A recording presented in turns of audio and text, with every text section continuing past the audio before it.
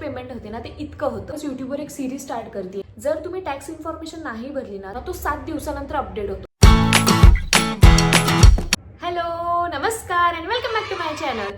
Finally माझं channel monetize झालं आणि हे सगळं ना फक्त तुमच्यामुळे पॉसिबल झालं आणि मला माझं यूट्यूबचं पहिलं पेमेंट पण मिळालं. सो या व्हिडिओमध्ये ना मी तुम्हाला हे सांगणार आहे की माझ्या मॉनिटायझेशनची पूर्ण प्रोसेस झाली ना ती कशी झाली, एकदा तुमचा क्रायटेरिया हिट झाल्यानंतर तुम्हाला कोणते कोणते स्टेप्स फॉलो करावे लागतात आणि मला यूट्यूबकडून पहिलं पेमेंट किती मिळालं हेही मी तुम्हाला सांगेल, तेही विथ स्क्रीनशॉट. सो व्हिडिओ शेवटपर्यंत नक्की बघा. सो चला तर मग स्टार्टपासून स्टार्ट करूया. आधी तर मी तुम्हाला माझं इंट्रोडक्शन देते. मी आहे अपूर्वा आणि हे जे यूट्यूबचे चॅनल आहे ना ते मी मागच्या वर्षी म्हणजे 2025मध्ये 30 जानेवारीला चालू केलं होतं आणि त्याच्यावरचा पहिला व्हिडिओ ना मी 10 फेब्रुवारीला टाकला होता, ज्याला जवळपास 1 वर्ष झालं. आणि तो व्हिडिओ ना इंट्रोडक्शनचा होता. त्यावेळी ना मला अजिबात कॉन्फिडन्स नव्हता, म्हणजे मी खूप जास्त विचार करायची व्हिडिओ टाकायच्या आधी. आणि दुसरी गोष्ट म्हणजे मी यूट्यूब ना कधी पैशासाठी चालू केलं नव्हतं, कारण की मला फुल टाइम जॉब आहे. मी मंडे टू फ्रायडे ऑफिस करते आणि मग मला सॅटर्डे संडेच वेळ असतो शूटिंग करण्यासाठी. मग मी स्टार्टिंगला असा विचार केला होता की आपण ना आठवड्यातून 1 व्हिडिओ पोस्ट करूया, जेणेकरून आपल्या चॅनलवर रीच राहील. आणि मी ऑनलाईन सर्च वगैरे केलं होतं, त्याच्यात पण त्यांनी म्हटलं होतं की तुम्ही आठवड्याला 1 जरी लॉंग फॉर्म व्हिडिओ पोस्ट केला ना तरी चालून जातो म्हणून. मग मी पहिला व्हिडिओ पोस्ट केला, त्याला असे काही खास व्ह्यूज नाही आले. मग मी दुसरा व्हिडिओ पोस्ट केला, तिसरा व्हिडिओ पोस्ट केला, त्याला पण काही व्ह्यूज नव्हते येत. आणि माझ्याकडे ना काहीच असं कंटेंट नव्हतं खास. जेव्हा पण कोणाचा बर्थडे असायचा, कोणता सण असायचा ना तर तेव्हाच मी पोस्ट करायचे फक्त. तुम्ही माझे मागचे व्हिडिओ ना जाऊन बघू शकता, तुम्हाला समजेल की मी फक्त असे ओकेजन वाईजच व्हिडिओ पोस्ट करायचे. आणि माझ्याकडे डेली ना अजिबात वेळ नसायचा, त्यामुळे मी पोस्ट करायला पण माझ्याकडे काही डेली ब्लॉगचं कंटेंट पण नसायचा. त्याच्यामुळे मग मी खूप विचार करायचे पोस्ट करण्याआधी. आणि मग त्यामुळे मला माहिती होतं की माझं मॉनिटायझेशनचा क्रायटेरिया ना 1 वर्षात तर कसाच हिट होणार नाही. जर तुम्हाला माहिती नसेल ना तर मी तुम्हाला सांगते की मॉनिटायझेशनचा जो क्रायटेरिया असतो ना तो म्हणजे पहिली गोष्ट असते ती म्हणजे आपले 1000 सबस्क्रायबर्स पूर्ण पाहिजेत चॅनलवर. दुसरं असतं म्हणजे 2 असतात. एक असतं ते म्हणजे तुमच्या मोठ्या व्हिडिओवर 4000 वॉच आवर्स कंप्लीट व्हायला पाहिजे, म्हणजे लोकांनी तुमचे सगळे मोठे व्हिडिओ जवळपास 4000 तास बघितले गेले पाहिजेत. किंवा याला दुसरा एक ऑप्शन असतो, तो म्हणजे तुमचा एक शॉर्ट्स असतो, म्हणजे तुमचे जितके पण शॉर्ट्स आहेत ते त्यांना ना 10 मिलियन व्ह्यूज गेले पाहिजेत 90 दिवसामध्ये. आणि हा जो पहिला क्रायटेरिया मी तुम्हाला सांगितला की 1000 सबस्क्रायबर्स आणि 4000 वॉच आवर्स हे जवळपास 1 वर्षात पूर्ण व्हायला पाहिजेत. जर 1 वर्षात हे झाले नाहीत ना तर तुमचा जो क्रायटेरिया आहे ना तो परत चालू होतो पुढच्या वर्षी. सो मला माहिती होतं की माझा मॉनिटायझेशनचा क्रायटेरिया तर हिट नाही होणार आहे, कारण की मी तेवढा ॲक्टिव्हली पोस्ट करत नव्हते. आणि स्टार्टिंगला म्हणजे मी इतकी मूर्ख होते, स्टार्टिंगला असं झालं होतं की यूट्यूब स्टुडिओच्या मेन पेजवर ना तुम्हाला दिसतं की वॉच आवर्स किती झालेत. मग माझे ना 2000 वॉच आवर्स मला दिसले. मग मी खूप जास्त खुश झाले की अरे आपल्या फक्त आता 2000 वॉच आवर्स राहिलेत बाकी. मग जवळपास 2-3 महिन्यानंतर मला समजलं ऑनलाईन सर्च केल्यावर की जे वॉच आवर्स यूट्यूब स्टुडिओच्या पहिल्या पेजवर दिसतात ना ते वॉच आवर्स मोठे video plus shorts, long form video plus shorts असे मिळून असतात. त्याच्यामुळे ना मी इतकी हसले स्वतःवर. मग मी जेव्हा अर्नच्या टॅबमध्ये जाऊन आपण चेक करतो ना तेव्हा तुम्हाला ॲक्च्युअल वॉच आवर्स कळतात. त्याच्यामध्ये ना माझे काहीतरी 300 का 400 वॉच आवर्स फक्त होते मोठ्या व्हिडिओचे. मी म्हटलं की 4000 तर आपले कसेच नाही होणार म्हणून. मग त्याच्यानंतर मग मी काहीतरी असेच ओकेजनचे म्हणजे गुढीपाडवा आला किंवा दिवाळी आली असं वगैरे पोस्ट करायचं मी म्हणजे असं प्लॅन केला होता. मग त्याच्यामध्ये झालं असं की आम्ही आधी ज्या घरी राहायचो रेंटेड घरी जुन्या, तिथून ना आम्ही इकडे शिफ्ट झालो, म्हणजे आमच्या नवीन घरी.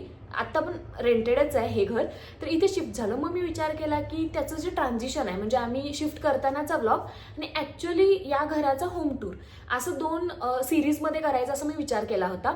मग पहिला व्हिडिओ मी पोस्ट केला की आम्ही सोडतोय ते घर म्हणून, त्याला पण ओके 3000पर्यंत काहीतरी व्ह्यूज आले.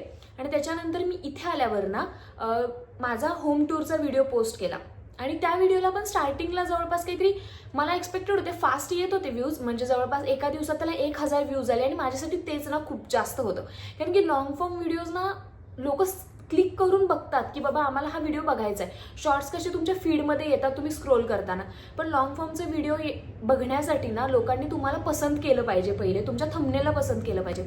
आणि मग हळूहळू ना मी जवळपास काहीतरी 17 ऑगस्टला तो व्हिडिओ पोस्ट केला होता, मला जितकं आठवतं तितकं, होम टूरचा.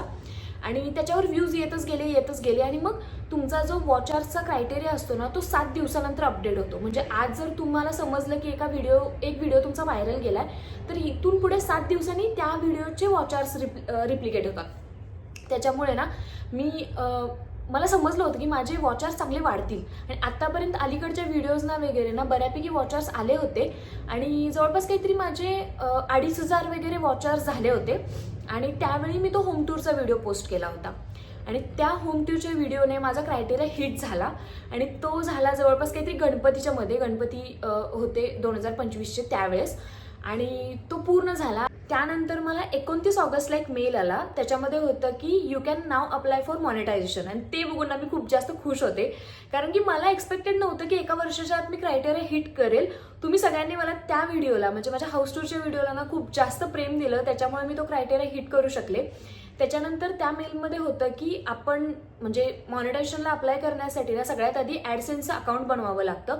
जर तुमचं एक्झिस्टिंग अकाउंट असेल तर तुम्ही ते यूज करू शकता, नाहीतर मग दुसरं एक नवीन अकाउंट बनवावं लागतं. मी नवीन अकाउंट बनवलं होतं.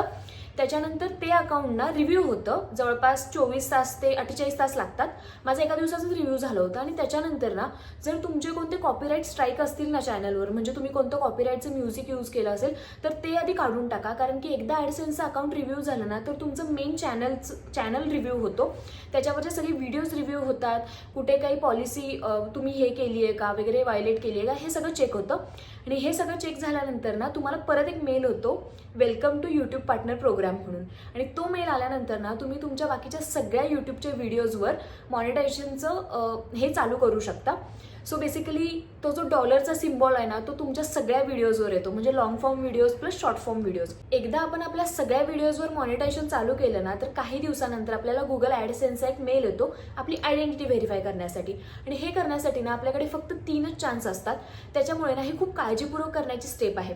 त्याच्यामध्ये 2 प्रकारे आपण हे करू शकतो. एक म्हणजे आपल्या ॲड्रेसवर ना आपण ते गुगल ॲडसेन्सचं लेटर मागून घेऊ शकतो ज्याच्यामध्ये पिन असतो आणि दुसरं म्हणजे एक ऑनलाईन प्रोसेस असते, ती 10 ते 15 मिनिटातच होते. जसं आपण एखाद्या बँकच्या कार्डसाठी KYC प्रोसेस करतो ना अगदी तसं, म्हणजे ऑनलाईनच तुम्ही तुमची सेल्फी अपलोड करायची, ऑनलाईनच तुम्ही एखादा लीगल डॉक्युमेंट अपलोड करायचा, सेम तसं. आणि तीच प्रोसेस मी निवडली कारण की माझ्या ॲड्रेसचा थोडा झोल आहे आणि मला त्या रिस्कमध्ये पडायचं नव्हतं की ॲड्रेसवर पिन मागवून घ्यायच्या आणि ती प्रोसेस माझी 10 मिनिटात कंप्लीट झाली.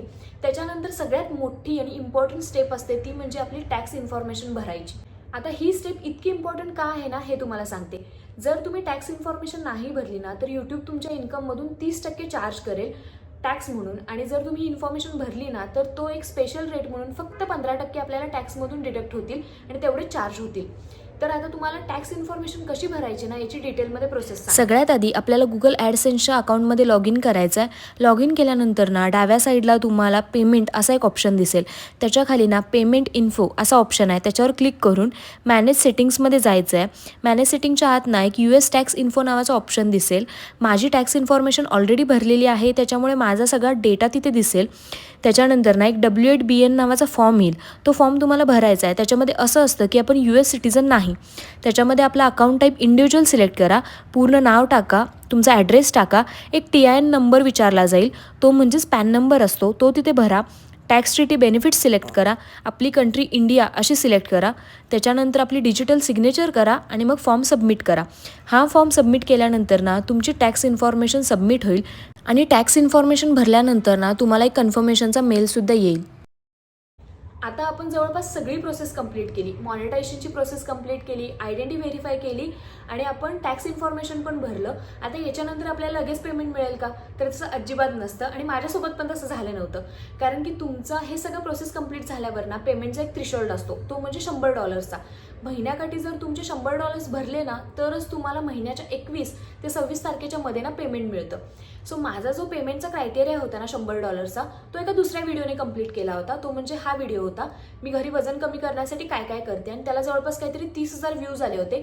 त्याच्यामुळे माझा $100चा क्रायटेरिया ना असा हिट झाला आणि मला 21 डिसेंबरला ना माझं पहिलं पेमेंट मिळालं. ते बघून ना मी खूप जास्त खुश होते आणि ते जे पेमेंट होते ना ते इतकं होतं. अशी होती माझी मॉनिटायझेशनची पूर्ण प्रोसेस. आणि जर तुम्ही पण तुमच्या चॅनलला मॉनिटाईज करायचं ट्राय करत असाल ना तर अजिबात गिवअप नका करू. ट्राय करत राहा, कारण की फक्त एक व्हिडिओ लागतो तो क्रायटेरिया हिट करायला आणि तुमचं पण चॅनल मॉनिटाईज होऊन जाईल, जसं माझं झालं.